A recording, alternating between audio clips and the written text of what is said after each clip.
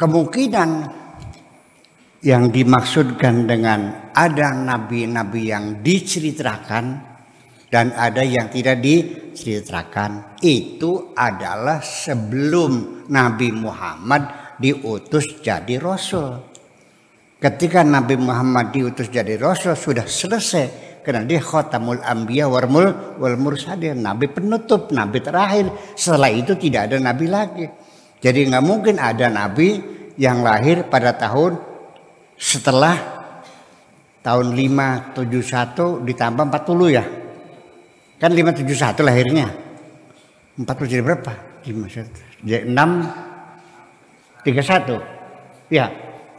571 40. Kan diangkatnya 40 tahun. Jadi 630 611 ya. Iya. Setelah tahun 611 sudah tidak mungkin ada nabi lagi karena dia penutup. Nabi pungkasan. Sudah selesai. Nah, ini tidak pernah ada nabi tahun berapa? Tahun 1900 nggak mungkin. Setelah itu sudah nggak ada nabi lagi. Nabi Muhammad itu adalah nabi yang terakhir. Jadi kemungkinan ada nabi di tempat yang lain yang tidak diceritakan dalam Al-Quran itu adalah sebelum tahun 611. Itu saja. Setelah nabi dan rasul itulah nabi terakhir, la nabiyya ba'dah.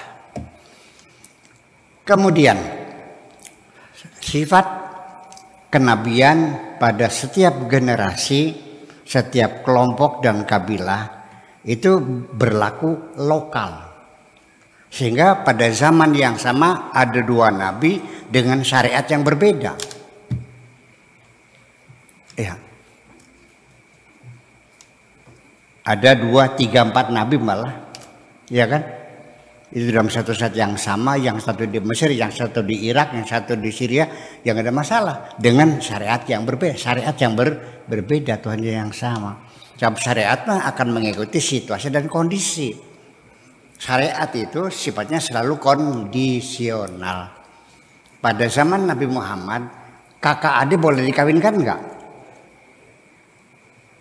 Pada zaman Nabi Adam, kakak adik dikawinkan boleh enggak? Kenapa boleh? Sekarang boleh enggak? Ya sudah berapa? Ya kan begitu. Dulu pada zaman Nabi Muhammad perbudakan dilarang enggak? Sekarang boleh diteruskan enggak? Melawan ada yang hak asasi manusia, melawan dunia. Nah itu kan persoalannya.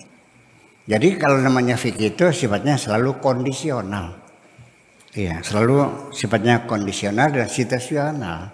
Dan fikih itu tidak lebih adalah dugaan-dugaan.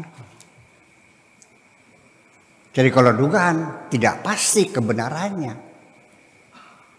Hanya dugaan kebenarannya lebih besar gitu aja pertanyaan, tapi pasti yang enggak. Itu. Jadi artinya bahwa Siddhartha Gautama tahun berapa? Coba dihitung, dilihat tahun berapa. Kalau sebelum Nabi Muhammad jadi Rasul ya mungkin. Tapi kalau sudah setelah Nabi Muhammad ya nggak mungkin dong. Karena Nabi Muhammad dengan Nabi yang lain Nabi bersifat regional, bersifat lokal. Kalau kenabian Nabi Muhammad itu bersifat universal. Wa ma arsalnaka illa rahmatan lil alamin, berlaku untuk seluruh umat manusia di bumi ini. Kalau yang lain itu ke suku masing-masing. Nah, seperti di tanah Jawa. Kenapa di tanah Jawa ini, di Indonesia umumnya, kok agama Islam begitu cepat tersebar menjadi sampai sekarang menjadi mayoritas umat Islam, berbeda dengan di negara-negara yang lain. Itu ternyata kenapa? Karena Tuhannya orang Jawa, orang Indonesia itu sama dengan Tuhannya umat Islam, yaitu Tuhan yang tidak bisa dilihat. Laisa kamitslihi syai'un, namanya agama kapitayang. Jadi bukan agama Hindu, Buddha dan sebagainya, bukan, tapi ya agamanya agama lokal kita, namanya agama Kapitayang. Tuhan itu tidak bisa diimajinasikan seperti apa, dan tidak mungkin bisa dilihat. Jadi sama dengan ketuhanan Islam. Jangan-jangan nabinya agama Kapitayang orang Jawa, ya betul dia sebagai utusan Tuhan juga. Kok gak udah bahasa Arab, dia pakai bahasa Jawa dong. Nabi Muhammad kalau turunnya di Indramayu pakai bahasa apa? Ya iya, sesuai bilughat qaumihi, dengan bahasa kaumnya. Kalau lahirnya di Tasikmalaya, dia pakai bahasa Sunda lah. Terus kalau di Indramayu nanti ada nadran enggak? Ya insya Allah ada. Ada mabaksir enggak? Ya ada. Nah itu artinya bahwa tetap mengakomodasi budaya lokal yang ada.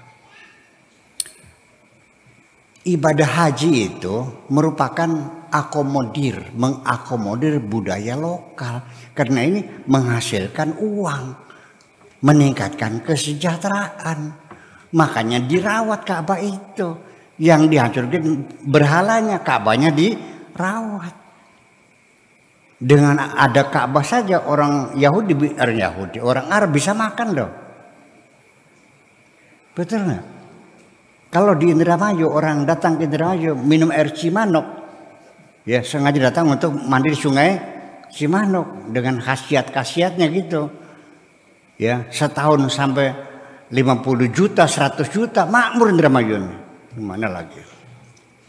Betul nggak? Tukang becaknya laris nggak? Kos-kosan harus enggak? Yang dagang rujak, yang dagang sarabi, semuanya kan. Sunan Gunung Jati aja orangnya udah mati kok. Beliau almarhum almaghfurlah, ya Sunan Gunung Jati sudah meninggal kan, masih bisa ngasih makan orang puluhan ribu orang kok. Berapa ribu orang bisa makan di Gunung Jati nih, yang jual menyan, jual kembang, jual air, mimpin tahlil, betul nggak? Ojeknya, ya penginapannya, kos-kosannya dan sebagainya. Nah, kenapa kemakmuran? Bayangkan orang yang udah mati tapi masih bisa sih makan orang yang hidup seperti itulah kira-kira.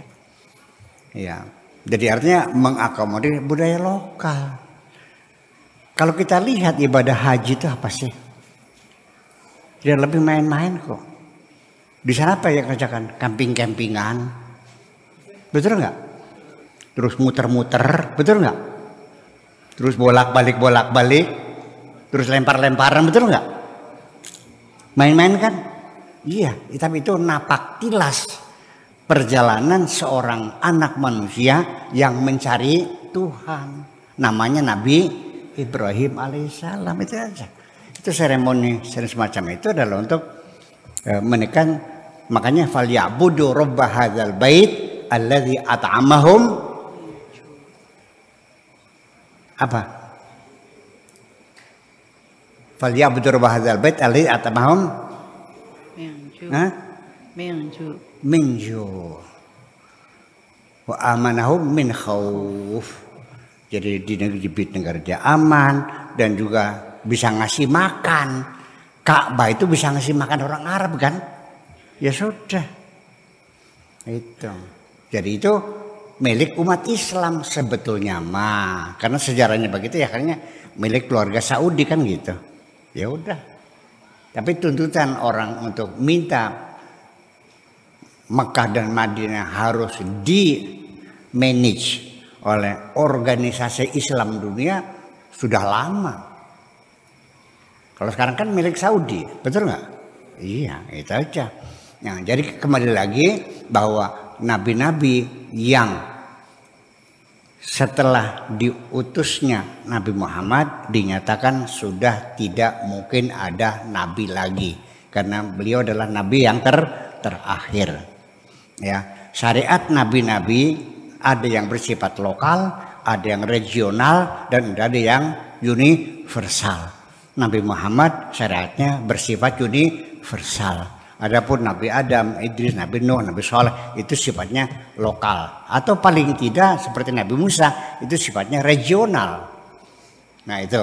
Kemudian lagi kita tidak boleh membeda-bedakan antara satu nabi dengan nabi yang lainnya. Semuanya satu level, kecuali Allah yang menjelaskan bahwa nabi ini adalah nabi lebih hebat, itu Allah yang menentukan. Kita tidak boleh membeda-bedakan satu nabi dengan nabi yang lain.